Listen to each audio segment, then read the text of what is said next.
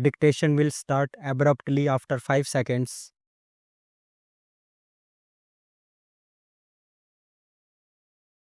Mr. Deputy Chairman, I am happy to be able to speak in this House once again.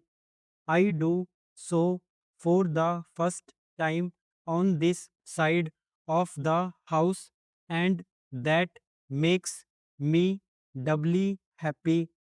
I welcome the friendly and conciliatory tone of the Honorable Finance Minister's speech. I think the tone and approach has changed over the last 3 or 4 weeks, and that augurs well for this bill, although it will depend upon the outcome of this debate and the assurances that the government is able to give on many issues which he himself hinted are still outstanding issues and need to be resolved.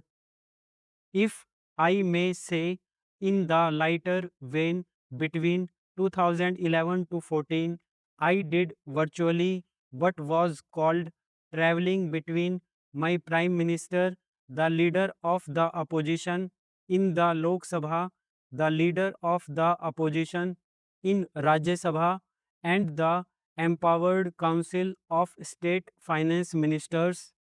We tried to pass the GST bill with the support of the principal opposition party, and we failed. In the last 18 months, the government tried to pass it without the support of the principal opposition party, and I am glad that you have also failed. Today, if we pass the bill, which I hope you will, after we listen to your speech, it will be on the basis of serious discussions, serious negotiations, and serious debate. It is far too important legislation to be passed on a partisan basis. In fact, I commented once, I hope the finance minister will pass the bill not on the strength of numbers but on the strength of his arguments. Sir, I am glad that the finance minister has acknowledged that it was the UPA government which first officially announced the government's intention to bring about the GST. On the 28th February 2005, it was announced in the Lok Sabha in the course of the budget speech.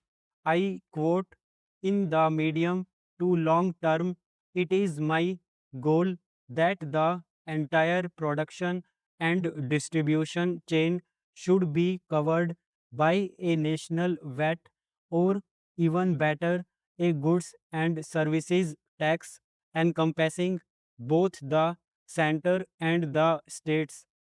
It has, of course, taken us 11 years to arrive at this point, but I think the journey has been a learning experience for everyone in the house and outside.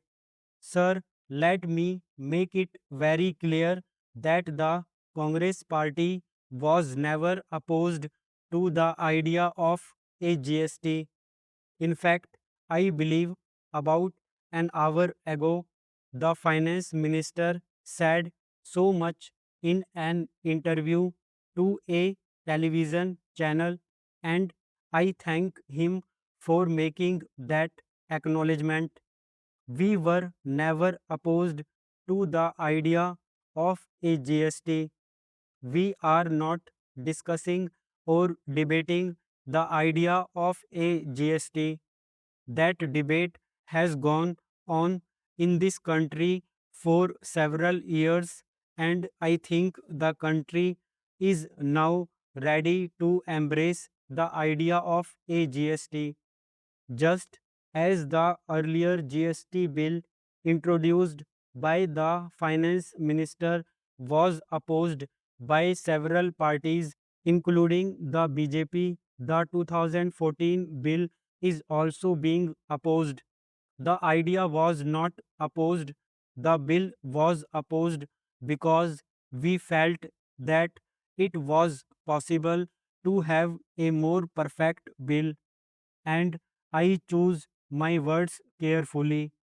There can be no such thing as a perfect bill, and in a legislation as transformative and as revolutionary as the Goods and Services Tax Bill, I don't think anyone from the government side will claim that this is a perfect bill. It can never be a perfect bill, but when we found that there were too many flaws in the bill and many of those flaws could be fixed by addressing them seriously, we decided that we could support the bill. I am happy that in the last few weeks there has been a serious engagement by the government with the opposition parties, including my party, and I am glad that considerable progress has been made. Sir, there are four major issues. I will touch briefly upon the first three issues because it is the last issue that concerns me the most, and I want to take my time dealing with that at some length. The first one is this: I wish to point out to the Honorable Finance Minister that there are still pieces of clumsy drafting in this bill. For example, in the present list of amendments circulated, you have made some provisions for what will go into the Consolidated Fund of India and what will not go into the Consolidated Fund of India. This problem should have been noticed much earlier. It should have come in the draft bill, but it has come today in the form of an amendment.